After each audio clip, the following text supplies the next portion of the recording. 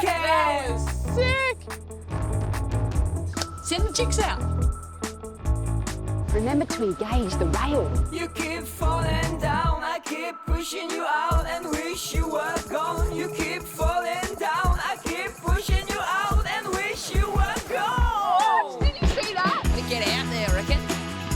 If you ever talk to me, Brings back good memories. we could all shake our hands instead of playing that. Oh yes. Al final, this is the house where I grew up, right here. That's my room. The only one that didn't have a view to the ocean. In a way, that was good. So I got my place really early, you know, because I wanted to see the ocean.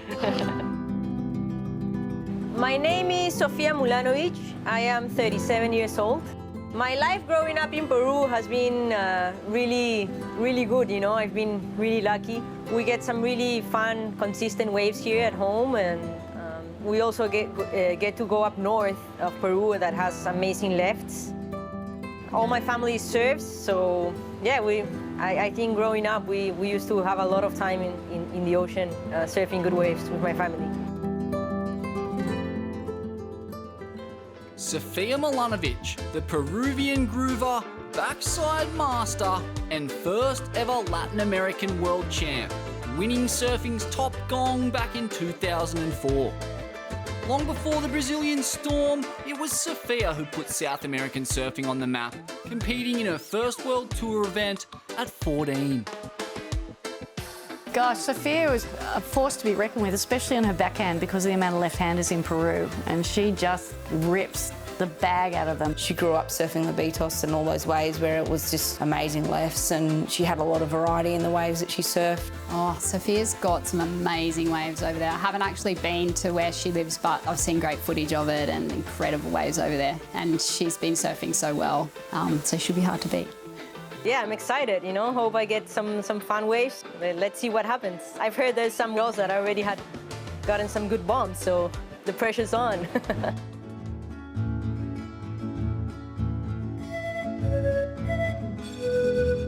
Señoritas is a point break, it's a left-hander, rock bottom. It has a lot of punch to it, a lot of like force to it, so that's good. There's like a couple sections, there's one closer to the beach and there's one at the back. I'll see what happens. I have 2 hours, so I have plenty of time to try and find out what's the best spot to see that, and we'll see. Sofia qualified for the World Tour at the tender age of 18, finishing an impressive 7th overall in her rookie year. Travelling the world competing was a culture shock for the Peruvian who'd lived a pampered existence in her homeland. Mummy's on the job 24/7. Mummy, I want my sunscreen now. Mummy, you didn't carry my board now. Mama, I need my washing done now. I have no clean clothes. I remember the first event that she did as a wild card in Jeffreys Bay, and Sofia rocked up with her mum. I think she was 14. She was this tiny little kid in braces, and she's sitting there and her mum's brushing her hair and her mum's waxing a board, and Mama, I'm hungry, I want a sandwich. Mama, I need to spew. Can you hold my hair back, please? Back. You know, everything's done for them, you know, like as far as like packing their wax into their bag, putting leggies on their boards to go surfing. Yeah, it was a bit tricky for Soph when we first started. She'd be forgetting everything down the beach, forget her wax. She'd be like, where's my leash? Like just everything. So it was quite funny for me though, because I was the same age, so I just laugh with her. I was like a little grommet, you know, that was a little bit spoiled at home, I think.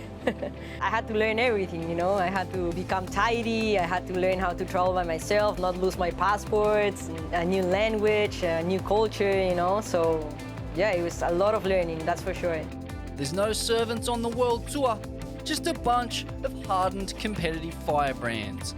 It was a baptism of fire for the Peruvian prodigy, but she was more than up for it, winning a world title in just her 2nd year. Yes, that 2nd year on tour was like an amazing year for me. I think it all happened when I won the ISAs in Ecuador, and that really gave me a lot of self-confidence. And I won my first CT in Tavarua, and then the next CT was Cloudbreak, and I won Cloudbreak, and then the next CT was in Anglet in France, and I won it. So I won 3 CTs on a row that year, and yeah, it was such a magical moment for me. I kind of had the confidence. I think it just, clicked in me, that confidence that I really needed to win contest. It's just great how I see everybody getting super amped for me, and I was like, whoa, they're getting amped. I think they think I'm gonna win the title today, I don't know, I was just not even thinking much about it, just surfing. It was massive when Sofia won the world title. She took that one off lane. She's first South American. She was just such an inspiration in Peru. It's kind of weird, when you see the names, it's like Lisa Anderson, Lane Beachley, and then my name, I'm like, whoa.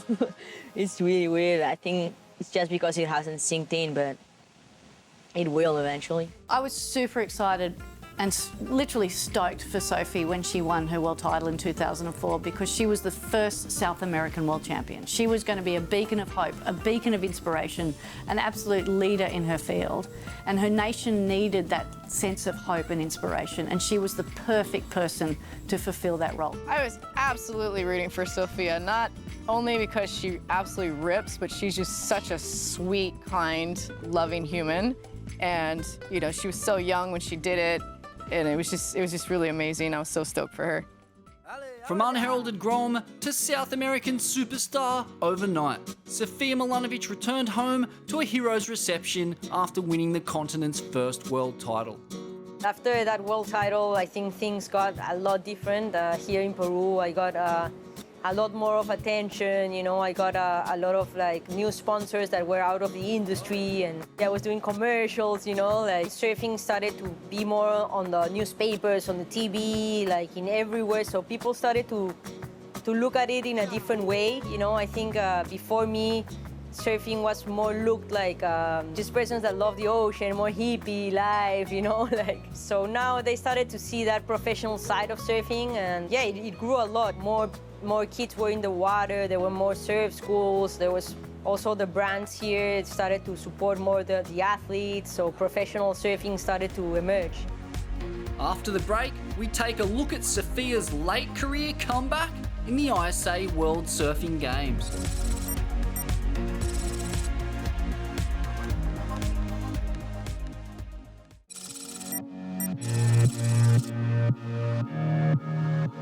The ISA, or International Surfing Association, has a rich history of competitors boasting 240 surfers from 55 nations.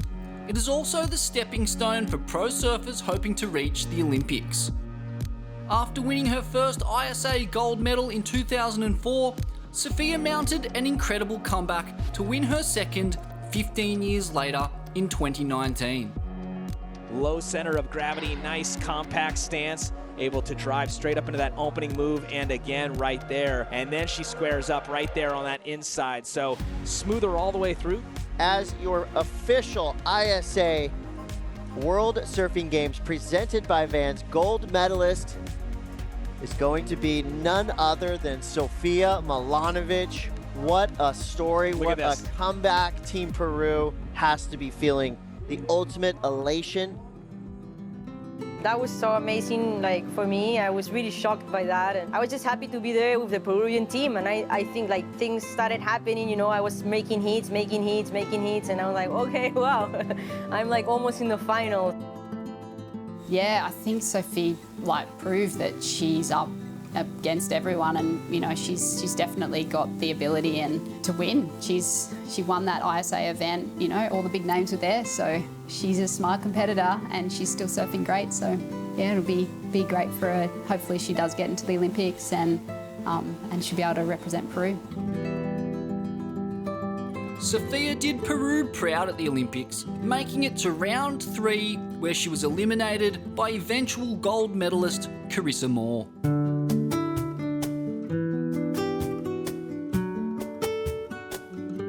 Peru has lots and lots of waves. There's always waves. Usually Point Break, up north, the waves are really, really good, left-handers.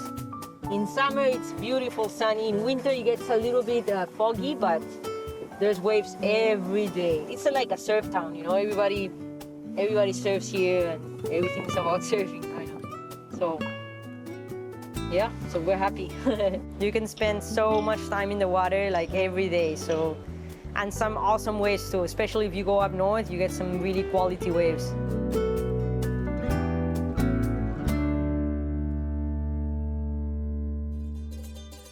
Peru is a traveller's paradise, deeply rich in culture.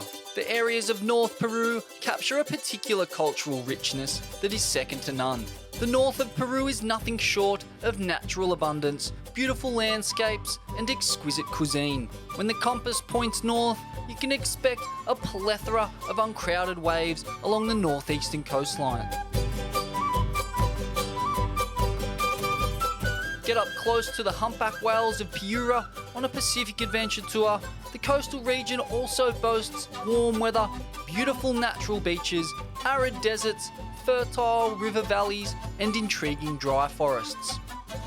Peru is a place of never-ending adventures. The northern coast of Peru is a destination off the beaten track, yet packed with an incredible array of cultural, natural, and archaeological sites to be discovered. This region was the cradle of one of the most powerful ancient civilizations of the world, the Moche Kingdom. The Moche route boasts of some of the most interesting archaeological sites and museums in all of Peru.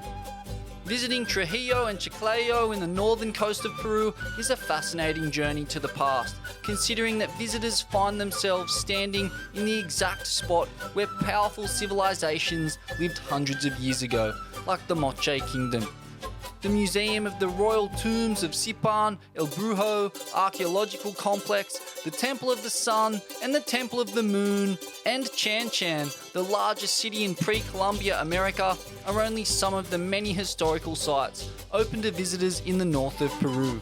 Tumbes and Piura are the northernmost departments of the Peruvian coastline. Their proximity to the equator brings warm, sunny days year-round, making it an ideal destination for surfing, diving, fishing, and simply enjoying the Pacific tropics. Peru's pantry is extremely diverse, and with a bounty of resources over its land, in its rivers, and under the sea.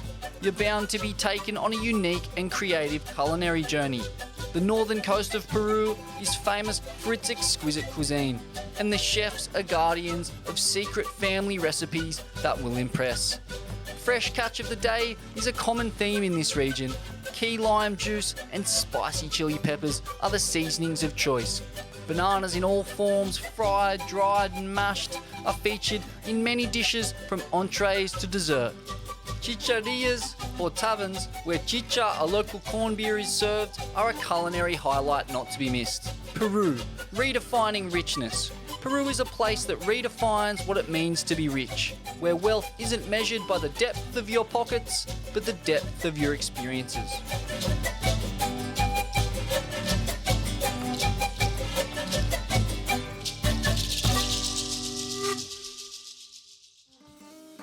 This morning it looked terrible, but right now I think it's starting to get better. Maybe we can get a couple. There's no one out. I think right now is the time before it starts maxing out. You know, yesterday I surfed here and it was like, it was big. It was really hard to surf.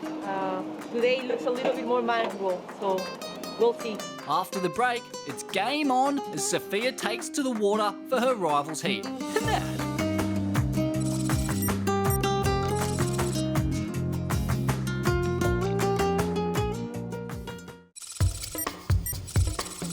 Oh, and what a vista that is! Lima, Peru, the capital city, also home to some pumping waves. We have, of course, the 2004 world champ, Sofia Mulanovich, a mother, a Peruvian style icon, an Olympian, and basically the country's most famous export since, well, I can't really think of anything else they export from Peru.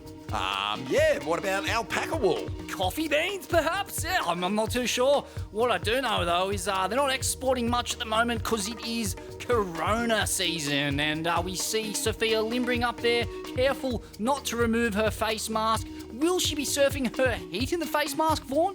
I'm not 100% sure, Smithy, but one thing I am looking forward to is seeing Soph attack this lineup because of all our competitors, she's the most heat ready. This is going to be a beauty, Smith. Here she goes, opening up her account. Oh, that was a vicious little hack out of the top. Wow, she's looking electric on her board. Just fast, precise, super jazzy, great technique. Talking the body there and just hooking it out of the top. Well, she's maintained her physique and fitness. She's looking in incredible nick at the moment. I mean, hard to believe that her first world title came 17 years ago. You wouldn't think so. She's barely aged a day. And I think that the other women competitors of this year's rival series will be watching this heat very closely. They would have kept an eye on Sophie. They would know that she's had success in recent years, and they'll be biting their fingernails a little bit here as they see the 2004 world champ bank one off the top. Wow, what a read it was on that wave, just pumping across the wedge and just getting a nice juicy section and not blowing it, just darts out of the top. You can see that Sophie's absolutely on her game, KOs that end section and rides out of it beautifully. Big vertical re-entry, and that's the kind of surfing that is going to take her a long way in this series. Absolutely going ham. Look at that thing, kapow! End section belt, deluxe. That was massive. Soph is from a really famous surfing family in Peru. Her brothers are fine surfers as well. And I think that she can put a lot of her success down to that competitiveness that we see with the sibling rivalries. Your Owen and Tyler Wrights, your Craig and Philippa Andersons. Oh wow, look at the positioning on this, the perfect read. Just the body torque, maximising the power. Wow, that looked amazing. Peru, of course, the land of the long left, and she's found a couple here today. 3-4 turns, really putting waves together with that expert signature style, just top of the class, incredible surfing. Yeah, incredible surfing and really starting to find rhythm here as well, which is danger signs for the other competitors as she lines up this inside bowl, sticks with the power source, comes off the bottom and jams a huge backside lip run. Re-entry power hack. Wow, 5 turns in one. Let's check this replay, Smithy. What did you love about it? Oh, just so accurate. The lip line was there and she just nailed it. Well, rivals for the first time ever leaving Australian shores and opening up to competitors from all around the world. Sophie off the top again, searing carve and loses a little bit of speed there with a wobble, but the way she's putting it together is bad news for some of the local girls back home in Australia. Look at the technique here, just absolutely times it beautifully. Yeah, you reckon she's done some time going backside Vaughan? Wow, I mean, far out. This chick would have done more backside re-entries than I've had hot ones. Unbelievable surfing. I just loved her approaching that last one. That squares up and butts the bejesus out of it. One thing I'm noticing here, Smithy, there's not too many peanuts trying to drop in on her a favour. That's because she's a national icon in Peru. Oh, man, you don't want to have a look at the bloody Peruvian mafia, I'll tell you, Vaughan. You don't want to get on Sofia Mulanovich's bad side. Huge hack out of the lip. And is it going to stand up again on the inside? It does. Lock this one away. This is a keeper for sure as she gets a little bit of air under the fins with that third turn. But that is bankable surfing there from the 2004 champ. Geez, the flow's incredible, isn't it, Vaughan? Just so much rhythm, just critical turns, straight back into the power source, squaring up and just schwacking it again and again and again. Hearts. Sofia Mulanovich, time just has no effect on her whatsoever. She is surfing as crisp and as on edge as she ever did. Geez, you'd wonder what she'd do at surfing's elite level today, Vaughan, with this kind of form. I mean, just electric, fast, precise surfing, and critical, busting the fins out on closeout sections. Just incredible surfing from the 2004 world champ. Well, we had to wait a little while to see what Sophie would bring to rivals, and she did not disappoint. What an absolute legend, and she has thrown down the gauntlet, and I think she could be moving into favouritism to take out this series.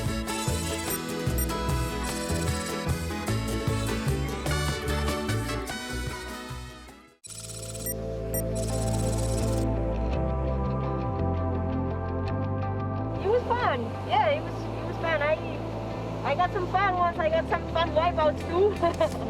But yeah, I had a good time. Well, when I first went out, I was trying to figure out what was the best spot, you know. So at first I didn't really knew where to sit, but then I realized I think the best section was more like closer to the shore, you know. So I kind of sit down there and waited for the double up. And yeah, I got a couple fun ones, sure. At the beginning of the day, the waves looked terrible. It looked really bad because the tide was low, so the wave was breaking in different sections.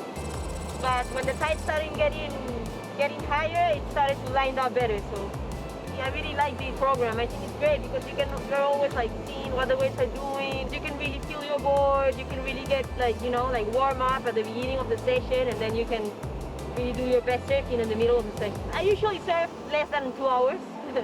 Usually surf like an hour and a half, an hour and 10 minutes. So I haven't surfed 2 hours for a while, but it feels good. I'm gonna be tired all day.